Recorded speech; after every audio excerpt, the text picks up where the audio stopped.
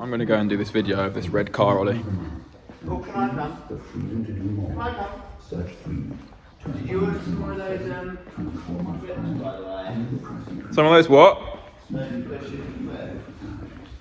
What, for the diagonal bars? Oh yeah, I've ordered loads of those. They're coming today. Good morning all. I have a car that I'm really excited about, and it might be a bit controversial. Here it is, another Guards Red aero kitted 996, and it is absolutely stunning.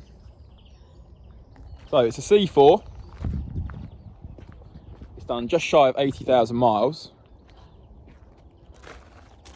We've got the BBS Sports Design wheels, the split wheels. The aero kit is factory, it's a non-sunroof car, as you can see. I think we'll get rid of that 911 badge on the back and put an original Carrera 4 badge. Tech equipment tailpipe tips, the enlarged ones, with the chrome kind of surrounding. Now, what's the controversial thing? Well, I will show you. Dun dun dun! It's a Tiptronic. Now, it's rare that we do Tiptronics, so I'm going to talk about this a little bit in the video, about the features of a Tiptronic and why I prefer the manual and why we usually stock manuals. But I had to take this one in, it's absolutely gorgeous.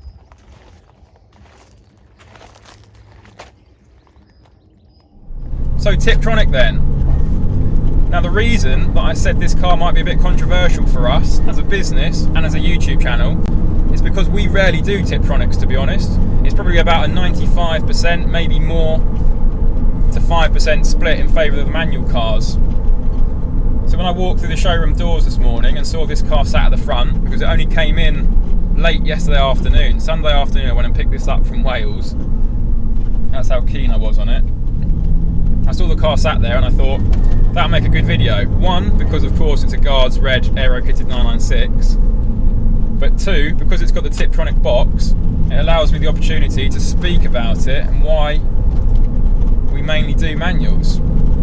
Because we do get a lot of customers ring up and email and they ask me, look, I'm looking for a 996, 997, I want to buy from you, but I have to have a Tiptronic gearbox. And we'll speak about why that might be, why someone might only require a Tiptronic box in a little bit, but they ring up, they ask that, and I say, look, sorry, we haven't got anything in at the moment. We don't do them that regularly. So yeah, I want to speak about why that is. A quick word of warning, I'm about to say all the buzzwords and phrases that we've said 100 times about 996s on this channel, so apologies in advance for that. But the reasons that I like a manual car over the Tiptronic cars, from a personal standpoint, is as a kid growing up, we did a lot of kart racing, and so I guess we fancy ourselves, and I say we, my brother and I, as a bit of a driver. So the reason I really love Porsches, particularly this era of Porsches, is I like the way that they feel when they're driving. I don't like them predominantly because I think they look really flash and they're impressive when they drive by, sort of thing. I like them for the way they drive and the way they make me feel when I'm driving them. And I like to be in total control. When I'm having a spirited drive, I like to be in total control in the way in which the car is behaving and the way it's driving. And I just feel some of that is lost when you've got an automatic gearbox in general. And that applies to all gearboxes that are automatic, not just the Tiptronic. So even PDKs, they're objectively a better gearbox than the manual one. They are. You look at the facts and the figures, they're quicker and they're better. But I still much prefer to drive a manual car. God, this is narrow. Lucky with a 996, not a 991 or 2. I've lost my train of thought. I much prefer it. I can, how shall I describe it? I can alter the balance of the car in a corner and whatnot using the gearbox in a manual car in ways I can't when I'm driving an automatic car. So that's the main reason that I prefer manuals to Tiptronics.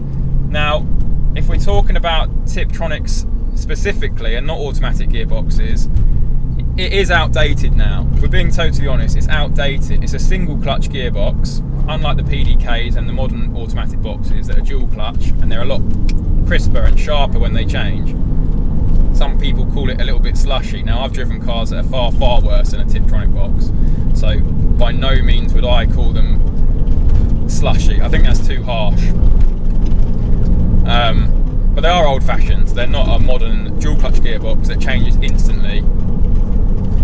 But the worst thing I find about the Tiptronic gearbox is the fact it's 5-speed. I think even for this car, it's a 2000 reg car, I think for a 2000 reg high performance sports car to have only 5 speeds and not 6, that's outdated. And what I don't like about that is when you're really going for it and you rev the car, I never rev them to the red line, but I'll rev them to 6.5, nearly 7,000 revs. The red line's about 7.2, 7.3, and you change gear.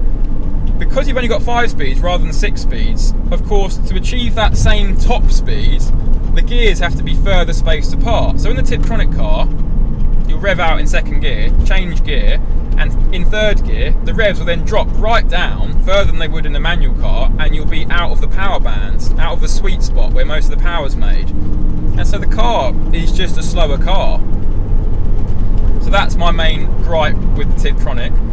But on the other side of the coin, now let's speak about those customers that ring up and have to have a Tiptronic box. When I'm doing these videos and I'm trying to focus on doing some commentary, which isn't natural to me,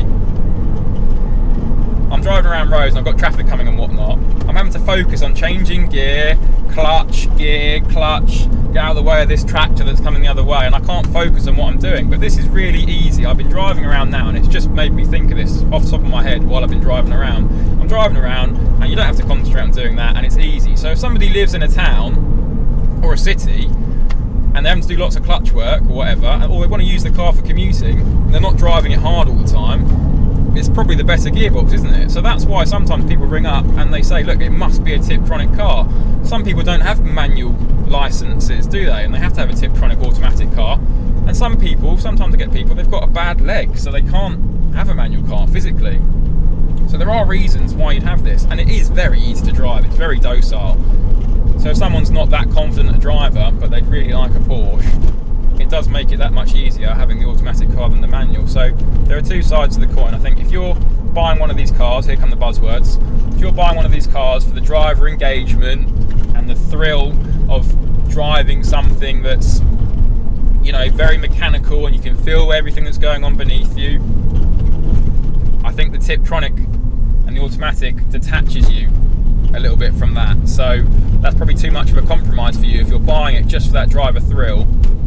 But if you're buying it and it's a daily car or whatever, I can totally appreciate why you get an automatic. Now that covers why I personally prefer the manual car, but it doesn't really explain why we as a business mainly do manual cars. Now I guess, to some extent, rather selfishly, I just kind of buy the cars that I like personally, but fortunately that aligns with what makes good business sense, because I'm an enthusiast. So the ones that I like are the ones other enthusiasts like, and therefore they're the ones that sell better. So when I first started out, it's about 6 years ago now, I used to buy them all. I used to buy Tiptronics, I used to buy manuals, I used to buy convertibles, coupes, whatever, just 996, 996, 996. But I very quickly recognised that it was always the manual coupe cars that would sell most quickly. And so slowly but surely, I started just doing pretty much manuals. So yeah, that's the reason, very briefly, why we do manual cars, because they just do sell better. If you look online now as well, mentioning when I first started out, the Tiptronics and the manuals used to be the same price. I started when they just bottomed out and all the cars were the same price. But now the manuals command a premium over the Tiptronics, and there's that many more Tiptronics on the market at any given time. So there's less supply of the manual cars and there's more demand of the manual cars, and therefore they're just always going to sell better, aren't they? So that's why we as a business do them. But this particular car, because it's a Guards Red aero kitted car, where are you going to find one? Like we spoke about in the previous video. So, and I love the thing. I'd have this car. I'd actually have this car over a more basic manual car. So if you had a standard black one in a manual without an aero kit, I'd rather have this. I just think it looks absolutely gorgeous. So yeah, there's not the supply of a Guards Red one, even a Tiptronic one, and there still will be massive demand for it. So I think that covers it. I'm blocking someone. I pulled over to answer the phone because you've just distracted me mid-flow. I forgot you were in a video. What's so urgent that you had to call me during a video? I was just wondering what you were doing, because I was going to see if you could get some brake fluid for me. Oh, I can do that. I can drive to Euro Car Parks. Yeah, you should get me some brake fluid. .4 brake fluid, please. Okie dokie. I've just given Euro Car Parts a mention in a video free of charge, potentially, if I put this in. Really? Right, I'll go and get it. And you want coffee as well from Tesco? Yes, please. Okie dokie. Thank you. Your wish is my demand. Demand? Command. Come on. Goodbye. Take care now, bye-bye then. Just look at it. Absolutely gorgeous. I always park the other end of the supermarket car parks. I do get why some people wouldn't want a red one, because they are a bit showy, aren't they? In a bland car park like that, that does stand out a little bit. People that don't like cars are going to be like, look at that arsehole in his red Porsche, but car people will be like, that is a cool car. Anyway, let's get back. I've treated the workshop to the good stuff today. To touch upon this particular car, before my battery dies, it's about to die, it's in absolutely fantastic condition, inside and out, and mechanically speaking as well. It drives brilliantly. Now, the previous chap that owned it, a really lovely guy that I met yesterday, he's cared for it meticulously. It's got a wad of paperwork like that. He's brought it down to his local Porsche specialist whenever it's needed anything, and kept on top of all the mechanical bits and pieces that it might need. It's quite strange actually. He bought the car from Ireland. He was out there for work or something, and he saw the car locally up for sale and just fell in love with it and brought it back with him from Ireland. And I was discussing this with him and trying to work it out. We've had probably 6 or maybe 7 Guards Red Porsches, and I think either 4 or 5 of those have been exported over to Ireland, so they absolutely love them in Guards Red, much like me. So yeah, that's a strange one. But anyway, he spent loads of money on the car. It drives brilliantly. It's not been on the ramp yet, because like I say, I only picked it up yesterday. But the things that I've picked up on so far, it needs those front top mounts that we're always doing. Speaking of buzzwords on the channel, I'm hoping actually I can find some bumps and you can hear the noise they always make. They're creaking all the time, just like a little creak on top of the dashboard. That's the noise that they make. Probably hear it there. It doesn't really affect the way in which the car drives. You just get that squeaky noise, and when they get bad, here's some drain covers here. Anyway, so it needs those front top mounts doing. Obviously we'll do the top bearings and the bump stops as well at the same time. The aircon isn't working, and I've found the leak. It's along the pipe, along the driver's sill, as it often is, but it's not at the sill, at the back. There's a little pinhole down the front. It's got some corrosion on there. There's a little pinhole and it's wet down there, so we've got to do an aircon pipe. And that's it. That's all I could find. He'd even had the car serviced very recently at that Porsche specialist, but we'll get it on the ramp and we'll have a look through it. I'm not sure if I'll include it in the video, but yeah, it's a lovely car. And do you know what? I haven't even put it into manual mode. Usually when I've got a Tiptronic, I only drive them in manual mode, so I've got some sort of control over it.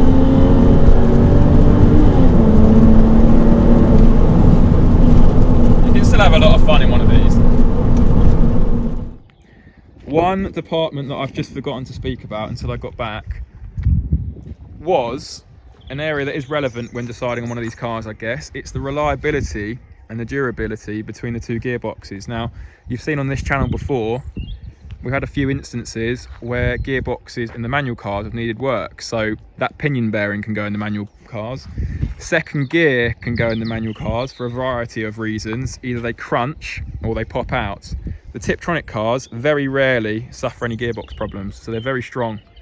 So that is a pro with the Tiptronic cars. That's it. I think I've covered everything. Let's have a look at this car in general. I think we should get some other opinions on this.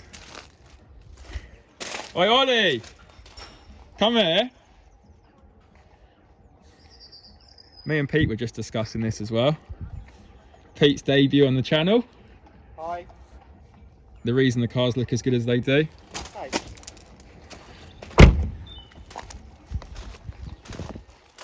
Well, I've been blabbering on about this thing for about half an hour. I thought we'd get some other opinions just then. No, you don't. You don't like red. I know you don't like red cars. It looks good with the aero kit. So I was just discussing, right? I was saying, non-car people are going to see that turn up and think, look at this arsehole and his bright red Porsche. But car people are going to appreciate that for being a rare and cool thing. I think it looks good. It's right up my street.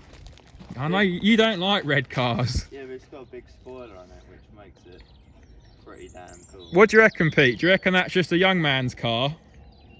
No, I reckon it's definitely not one fits all. I think it's an enthusiast's car, isn't it?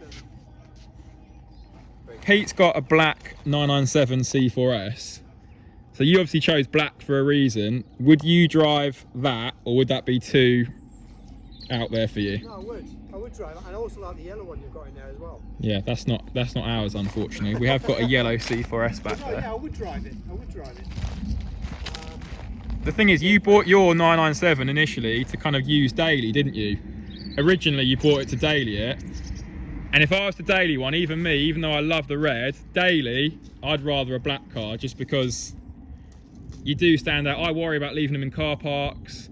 I worry about, if I was to leave it overnight somewhere, I just worry when a car stands out like that. Whereas a black one or a silver one goes under the radar a little bit, doesn't it?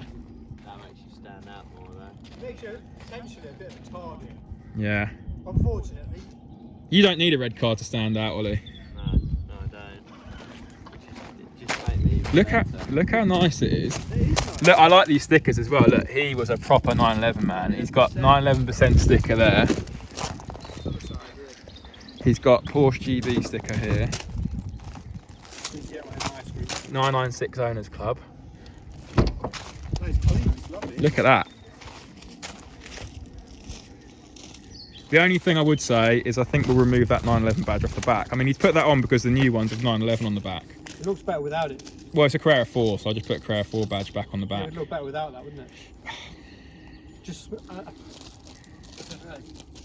Matter of opinion.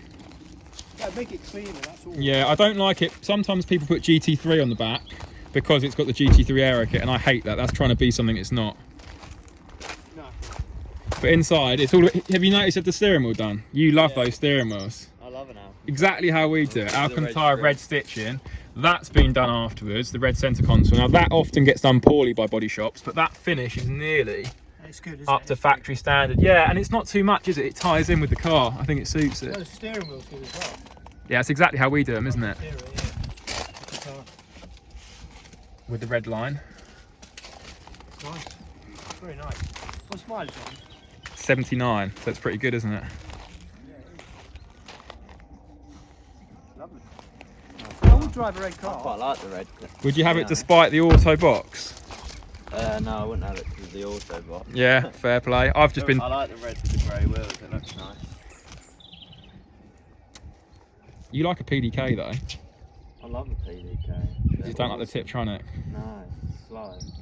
See, there you go. There's one man's not opinion. responsive. Manual. Yeah, we're all a manual man, really. We've been too honest in this video, but I was just saying, look, if you've got a bad leg, which I get people ring up, if you live in a city, if you're doing motorway driving, If you've got one leg. If you've got one I've leg. had people ring up with bad legs. They can't literally operate a clutch. Like, You can't laugh you're at laughing, one but it's leg. happened. Go away. If you've got one leg. Right, we'll wrap this up here, I think. Cheers, Ollie.